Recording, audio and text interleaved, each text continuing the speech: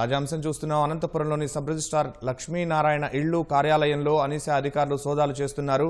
రామ్నగర్లోని జిల్లా రిజిస్ట్రార్ కార్యాలయంలో సబ్ రిజిస్ట్రార్గా విధులు నిర్వహిస్తున్న లక్ష్మీనారాయణపై గత కొన్ని రోజులుగా అనీసా అధికారులకు ఫిర్యాదులందాయి.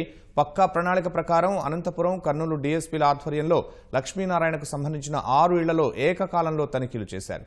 ఇప్పటి వరకు 12 లక్షల నగదు, 175 గ్రాముల బంగారం, 9 ఇళ్ల స్థలాలు, 4 ఇళ్లు ఉన్నట్లు గుర్తించారు.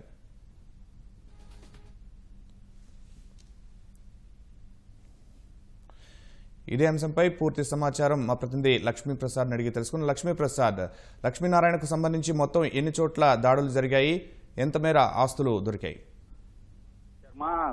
అనంతపురం సబ్ రిజిస్ట్రారు లక్ష్మీనారాయణ సంబంధించి పూర్తి స్థాయిలో ఆస్తులు అంటే సంపాదనకు మించిన ఆస్తులు ఉన్నాయని సమాచారం తీసుకున్న అనీసా అధికారులు ఇవాళ ఏకకాలంలో 5 చోట్ల ఆయనకు సంబంధించిన ఇక్కడ అనంతపురంలో 4 ఇళ్లలోనూ, ధర్మవరంలో ఆయనకు సంబంధించిన సమీప బంధువుల ఇళ్లలోనూ మొత్తం 5 చోట్ల దాడులు నిర్వహించారు.